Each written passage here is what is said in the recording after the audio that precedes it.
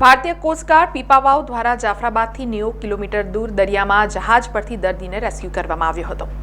ભારતીય coast guard પીપાવાવને જાફરાબાદના fishing association તરફથી માહિતી મળી હતી કે જાફરાબાદથી લગભગ 90 કિલોમીટર દૂર દરિયામાં આઈએસવીમાં કુલદેવી જહાજ પર તબીબી કટોકટી છે। માહિતી મળતાની સાથે જ ભારતીય કોસ્ટગાર્ડ જહાજ C419ને તાત્કાલિક ડેટમ તરફ વાળવામાં આવ્યું હતું, જ્યાં જહાજ મહત્તમ ગતિએ આગળ વધ્યું હતું અને આઈએસબીમાં કુલદેવી સાથે સંપર્ક સ્થાપિત કર્યો હતો, જ્યાં ભારતીય કોસ્ટગાર્ડ જહાજને જાણવા મળ્યું કે દર્દી કાલુદેવા બારૈયાને છાતીમાં તીવ્ર દુખાવો થઈ રહ્યો હતો અને જે બાદ માછીમાર દર્દીને સુરક્ષિત રીતે ભારતીય કોસ્ટગાર્ડ જહાજ C419માં ખસેડાયો હતો, જે પછી મહત્તમ ગતિએ નજીકના બંદર એટલે કે પીપાવાવ તરફ રવાના થયો। બંદર પર પહોંચ્યા પછી દર્દીને હોસ્પિટલમાં ટ્રાન્સફર અને વધુ સારવાર માટે સ્થાનિક ફિશરીઝ એસોસિએશનના પ્રતિનિધિઓને સુરક્ષિત રીતે સોંપવામાં આવ્યો હતો।